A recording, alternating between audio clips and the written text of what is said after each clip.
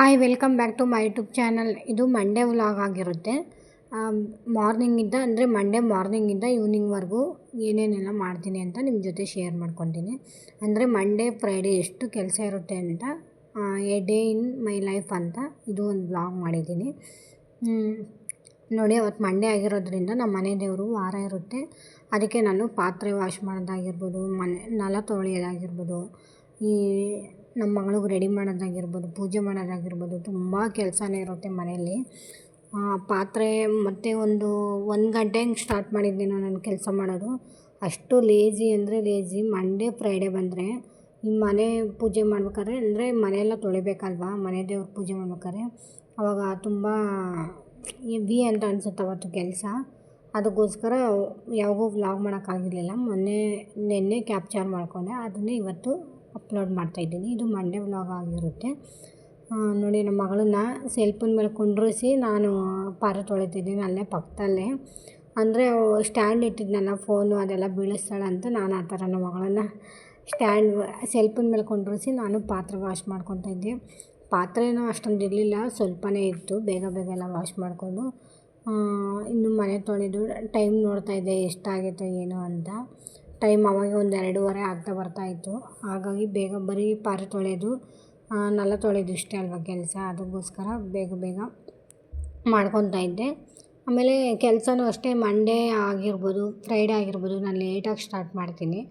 ಆಮೇಲೆ ಪಾತ್ರೆ ಎಲ್ಲ ವಾಶ್ ಮಾಡಿದ್ದಾಯಿತು.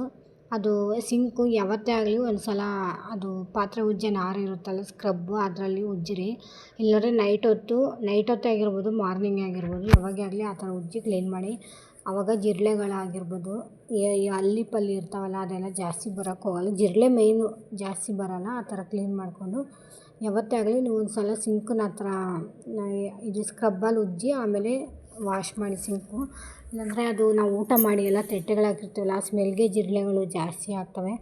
ನಾನು ಯಾವಾಗೂ ಹಿಂಗೆ ಮಾಡೋದು. ನೀವು ಯಾವ ಥರ ಮಾಡ್ತೀರಾ ಕಮೆಂಟ್ ಮಾಡಿ. ಬೇಗ ಎಲ್ಲ ಪಾತ್ರೆ ಎಲ್ಲ ವಾಶ್ ಮಾಡಿಕೊಂಡು ಇನ್ನು ಮನೆ ಒರೆಸ್ಬೇಕಾಯ್ತು, ಕಸ ಗುಡಿಸ್ಬೇಕಾಯ್ತಲ್ವ. ಇದು 2 BHK ರೂಮ್ ಆಗಿರೋದ್ರಿಂದ ತುಂಬ ಕಷ್ಟ ಆಗುತ್ತೆ ಮಾಡೋಕ್ಕೆ. ಇದು ನೆಲ ತೊಳೆಯೋದು ಬಂದರೆ ಸಾಕು, ನನಗೆ ಒಂಥರ ಬೇಜಾರಾಗೋಗುತ್ತೆ ಕೆಲಸ ಮಾಡೋಕ್ಕೆ. ಅದನ್ನೇ ಗೊಳಾಡ್ಕೊಂಡು ಮಾಡ್ತಾಯಿರ್ತೀನಿ. ಎಲ್ಲ ಡೈಲಿ ವೀಡಿಯೋ ಮಾಡೋಕ್ಕಾಗಲ್ಲಲ್ಲ, ಅದಕ್ಕೆ ನೆನ್ನೆ ವೀಡಿಯೋ ಮಾಡಿಕೊಂಡು ಇವತ್ತು ಅಪ್ಲೋಡ್ ಮಾಡಿದ್ದೀನಿ. ಅಂದರೆ ಇದು ಮಂಡೇ ವ್ಲಾಗು, ಅದಕ್ಕೆ ಅದು ಕ್ಯಾಪ್ಚರ್ ಮಾಡಿ ನಮ್ಮ ಮಗಳು ನನಗೆ ಸೆಲ್ಫಿನ ಮೇಲೆ ಕುಂಡ್ರಿಸಿ ಇವಾಗ ವಾಕರ್ಗೆ ಹಾಕಿದ್ದೆ. ಸೆಲ್ಫೆಲ್ಲ ಕ್ಲೀನ್ ಮಾಡಬೇಕಾಯ್ತಲ್ಲ, ವಾಕರ್ಗೆ ಹಾಕಿದ್ದೆ. ವಾಕರ್ಗೆ ಹಾಕಿದ್ರು ಸ್ಟ್ಯಾಂಡ್ ಹತ್ರನೇ ಬರ್ತಾಯಿದ್ಲು. ಅಂದರೂ ಸ್ವಲ್ಪ ನೋಡ್ಕೊಂಡು ಆ ಕಡೆ ನೋಡೋದು, ಕೆಲಸ ಮಾಡೋದು ಮಾಡ್ತಾಯಿದ್ದೆ. ಅದು ಸ್ಟ್ಯಾಂಡ್ ಬಿದ್ದೋದ್ರೂ ಪರವಾಗಿಲ್ಲ, ಫೋನ್ ಬೇರೆ ಇಕ್ಕಿರ್ತೀನಲ್ಲ, ಫೋನ್ ಹೊಡೆದ್ರೆ ತುಂಬ ಕಷ್ಟ ಆಗುತ್ತೆ. ಅದಕ್ಕೋಸ್ಕರ ಸ್ವಲ್ಪ ಕೇರ್ಫುಲ್ಲಾಗಿ ನಿಧಾನಕ್ಕೆ ವೀಡಿಯೋ ಮಾಡಿಕೊಂಡು ಮಾಡ್ತಾಯಿದ್ದೆ.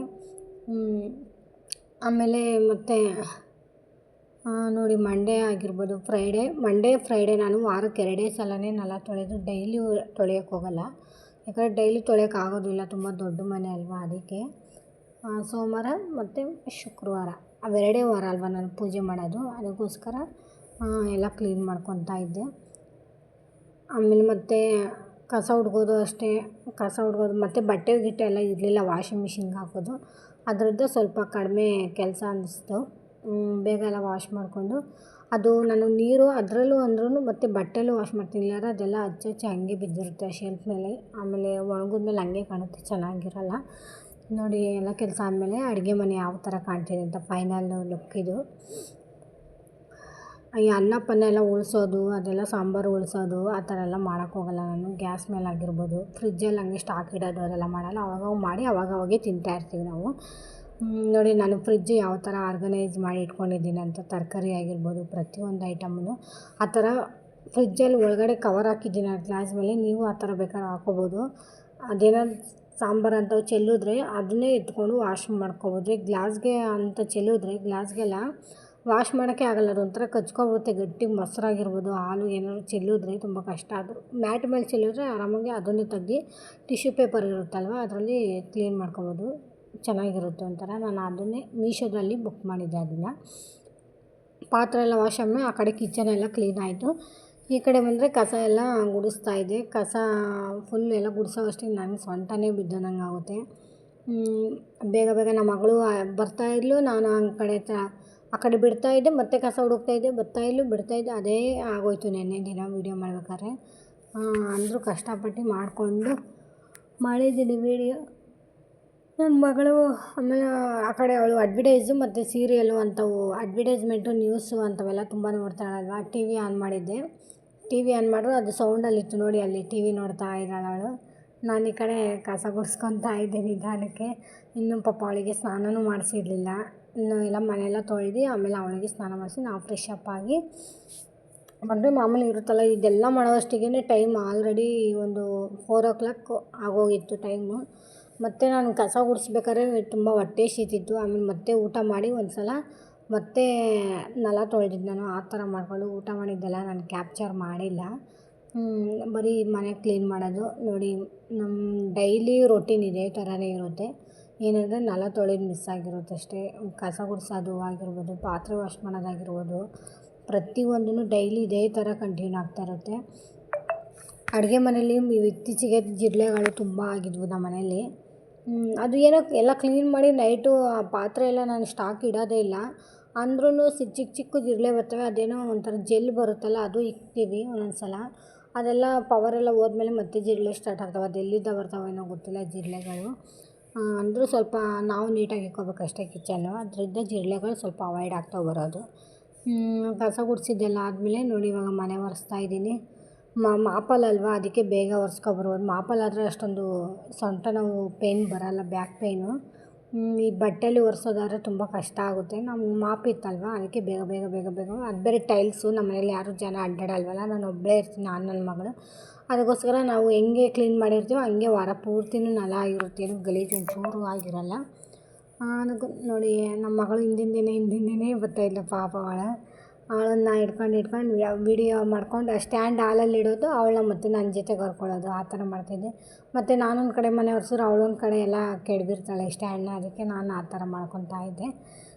ಅದು ಟಿ ವಿ ಎಲ್ಲ ಮ್ಯೂಟ್ ಮಾಡಿರಲಿಲ್ಲ, ಸೌಂಡಲ್ಲೇ ಇತ್ತು. ಬಟ್ ನಾನು ಇಲ್ಲಿ ಮ್ಯೂಟ್ ಮಾಡಿ ನಾನು ಬ್ಯಾಕ್ಗ್ರೌಂಡು ವಾಯ್ಸ್ ಓವರ್ ಕೊಡ್ತಾ ಇರೋದು. ಬೇಗ ಬೇಗ ಎಲ್ಲ ಮನೆ ಒರೆಸ್ಕೊಂಡು, ಅದು ಮನೆ ಒರೆಸೋವಷ್ಟಿಗೆ ಒಂದು 1.5 hour ಆಗುತ್ತೆ. ಒಂದು 2-3 hours ಕಂಪ್ಲೀಟ್ ಆಗುತ್ತೆ ಎಲ್ಲ ಕೆಲಸ ಮಾಡಬೇಕಂದ್ರೆ. ಅಷ್ಟು ಕೆಲಸ ಇರುತ್ತೆ ಮಾರ್ನಿಂಗಿಂದ ಈವ್ನಿಂಗ್ವರೆಗೂ. ಮಂಡೇ ಫ್ರೈಡೇ ಬಂದರೆ ತುಂಬ ಅಂದರೆ ತುಂಬಾ ಕೆಲಸ ಇರುತ್ತೆ. ಅದು ಮಂಡೇ ಫ್ರೈಡೇ ಬಂದ್ರೇ ಒಂಥರ ನನಗೇನೋ ಈ ಗಂಡನ ಮನೆಗೆ ಹೋದಾಗ, ಅಂದರೆ ತವ್ರ ಮನೆಗೆ ಹೋದಾಗ ಗಂಡನ ಮನೆಗೆ ಬರ್ತಾರಲ್ಲ ವಾಪಸ್ಸು, ಅದು ಫೀಲ್ ಆಗುತ್ತಲ್ಲ, ಆ ಥರ ನನಗೆ ಫೀಲ್ ಆಗ್ತಾ ಇರುತ್ತೆ. ಮನೆ ಒರ್ಸೋಕ್ಕೆ ಆಗಿರ್ಬೋದು, ಕಸ ಹುಡ್ಗೋಕ್ಕಾಗಿರ್ಬೋದು. ತುಂಬ ದೊಡ್ಡದಲ್ವ, ಎಲ್ಲ ಒಬ್ಬಳೇ ಮೇಂಟೈನ್ ಮಾಡ್ಬೇಕಂದ್ರೆ ಭಾಳ ಕಷ್ಟ ಆಗುತ್ತೆ. ಯಾವಾಗ ಈ ಮನೆ ಬಿಟ್ಟು ಚಿಕ್ಕ ಮನೆಗೆ ಹೋಗ್ತೀವೋ ಅಂತ ವೆಯ್ಟ್ ಮಾಡ್ತಾ ಇದ್ದೀನಿ. ಪರವಾಗಿಲ್ಲ ಅಂದರೂ ನಾನು ಒಬ್ಬಳೇ ಇದ್ದೀನಲ್ಲ, ಮನೆ ಹೇಗೆ ಕ್ಲೀನ್ ಮಾಡಿರ್ತೀನೋ ಅದೇ ಥರನೇ ಇರುತ್ತೆ. ಮಕ್ಕಳು ಅಂಥವ್ರು ಜಾಸ್ತಿ ಜನ ಇದ್ದರೆ ತುಂಬ ಗಲೀಜಾಗ್ತಾ ಇರುತ್ತೆ, ಮೇಂಟೈನ್ ಮಾಡೋಕ್ಕೆ ಸಖತ್ ಕಷ್ಟ ಆಗುತ್ತೆ. ಅದು ಬೇರೆ ತುಂಬ ಸಣ್ಣ ಬೇರೆ ಇದ್ದೀನಲ್ಲ ನಾನು, ಅದರಿಂದ ಮನೆ ಒರೆಸೋದಾಗಿರ್ಬೋದು, ಕಸ ಹುಡ್ಗೋದಾಗಿರ್ಬೋದು, ಅದೆಲ್ಲ ಮಾಡೋ ಅಷ್ಟಿಗೆ ತುಂಬ ಬ್ಯಾಕ್ ಪೇಯ್ನ್ ಆಗಿರ್ಬೋದು, ಕೈ ನೋವಾಗಿರ್ಬೋದು ತುಂಬ ಬರುತ್ತೆ. ನೋಡಿ ಮನೆಯೆಲ್ಲ ಒರೆಸಿದ್ದಾಯಿತು, ಮನೆಯೆಲ್ಲ ಕ್ಲೀನ್ ಮಾಡಿದ್ದು. ಈವ್ನಿಂಗು ಪೂಜೆ ಸ್ಟಾರ್ಟ್ ಮಾಡ್ತಿದ್ದೆ. ಇದೆಲ್ಲ ಆಗೋವಷ್ಟು ಫ್ರೆಶ್ ಅಪ್ ಆಗಿ ಸ್ಟಾರ್ಟ್ ಮಾಡಿದ್ದೆ ಪೂಜೆ 6 ಗಂಟೆಗೆ. ನಾನು ಕರೆಕ್ಟಾಗಿ 6 ಗಂಟೆ ಆಗಿತ್ತು ಪೂಜೆ ಮಾಡೋವಷ್ಟಿಗೆ. ನಮ್ಮ ಮನೇಲಿ ಒಂದೇ ಫೋಟೋ ಅಲ್ವ ಇರೋದು, ಒಂದು 3 ಫೋಟೋ ಇದೆ ಅಷ್ಟೇ. ಒಂದು ಫೋಟೋ ಇದರಲ್ಲಿ ಇಕ್ಕಿದ್ದೀವಿ ಕಬೋರ್ಡಲ್ಲಿ, ಇನ್ನೊಂದು 2 ಗೋಡೆಗೆ ತಗೊಳಾಕಿದ್ದೀವಿ. ಅದರಿಂದ 3 ಫೋಟೋ ಅಲ್ವ ಇರೋದು. ಒಂದು 15 minutesಗೆ ಪೂಜೆ ಮಾಡಿಬಿಡ್ಬೋದು ಅಷ್ಟೇ. ನಮ್ಮ ಮನೇಲಿ ಹೆಂಗೆ ಕಲಶ ಆ ಥರ ಎಲ್ಲ ನಾವು ಇಡೋದಿಲ್ಲ. ಯಾಕಂದರೆ ಅಲ್ಲಿ ಜಾಗ ಇಲ್ವಲ್ಲ ಕಲಶ ಇಡೋದ್ರಿಂದ. ಮತ್ತು ಅದು ದೀಪ ಅಂಟಿಸಿರ್ತೀವಲ್ಲ, ಆ ಬೇಗ ಏನಾದ್ರು ಪ್ರಾಬ್ಲಮ್ ಆಗುತ್ತೆ. ಅದು ಹಿಂದೆ ಸಿಲಿಂಡ್ರ್ ಇಟ್ಟಿರ್ತೀವಲ್ಲ, ಸಿಲಿಂಡ್ರ್ ಫ್ರಿಜ್ಜು, ಅದರಿಂದ ಪ್ರಾಬ್ಲಮ್ ಆಗುತ್ತೆ ಅಂತ ನಾವು ಅದೇನು ಇಡೋಕ್ಕೆ ಹೋಗಲ್ಲ. ಕಲಶ ಎಲ್ಲ ಜಾಸ್ತಿ ಜಾಗನೂ ಇಲ್ಲ ಅಲ್ಲಿ. 1-2 ದೀಪ ಇಕ್ಕಿದ್ದೀವಿ ಅಷ್ಟೇ. ದೀಪ ಮತ್ತು ಒಂದು ವಿನಾಯಕನ ಫೋಟೋ ಇದೆ. ಅದು ಬಿಟ್ಟರೆ ಇನ್ನು ರಾಧಾಕೃಷ್ಣನ ಒಂದು ಫೋಟೋ ಇದೆ ಅಷ್ಟೇ. ಇನ್ಯಾವ ಫೋಟೋನೂ ಇಲ್ಲ ನಮ್ಮ ಮನೇಲಿ. ಸಿಂಪಲಾಗಿ ಪೂಜೆ ಮಾಡೋದು ನಾನು. ಗ್ರ್ಯಾಂಡಾಗಿ ಹೂವು ತರೋದು ಅಷ್ಟೇ. ಒಂದು 50 ರೂಪಾಯಿ ಹೂವು ತಂದರೆ ವಾರ ಪೂರ್ತಿ ಹೂವು ಅದೇ ಯೂಸ್ ಆಗುತ್ತೆ. ಹೂವು ಜಾಸ್ತಿ, ಅದು ಹೂವನೂ ಖರ್ಚಾಗಲ್ಲ. ಪೂಜೆನೂ ಅಷ್ಟೇ ನಾನು ಸಿಂಪಲಾಗಿ ಮಾಡ್ತೀನಿ, ಗ್ರ್ಯಾಂಡಾಗಿ ಏನು ಮಾಡೋಕ್ಕೆ ಹೋಗಲ್ಲ. ಯಾವಾಗೂ ಮಾಡೋದು ಸೋಮವಾರ ಶುಕ್ರವಾರ ಅಷ್ಟೇ ಅಲ್ವಾ. ಅದರಿಂದ ಹೂವು ಸ್ಟಾಕ್ ಇಕ್ಕಮೇಲೆಲ್ಲ ಕೊಳ್ತೋಗ್ತವೆ ಮತ್ತು ವೇಸ್ಟ್ ಆಗುತ್ತೆ. ನೋಡಿ ಇಷ್ಟೇ ನೈಟು ವ್ಲಾಗು. ನೋಡಿ ಮಾರ್ನಿಂಗಿಂದ ನೈಟು ಇಷ್ಟೇ ವ್ಲಾಗು. ಪೂಜೆ ಎಲ್ಲ ಮುಗೀತು. ಈ ವಿಡಿಯೋ ಯಾರ್ಯಾರಿಗೆಲ್ಲ ಇಷ್ಟ ಆಯಿತು ಲೈಕ್ ಮಾಡಿ, ಶೇರ್ ಮಾಡಿ, ಕಮೆಂಟ್ ಮಾಡಿ, ಹಾಗೆ ಸಬ್ಸ್ಕ್ರೈಬ್ ಮಾಡ್ಕೊಳ್ಳಿ.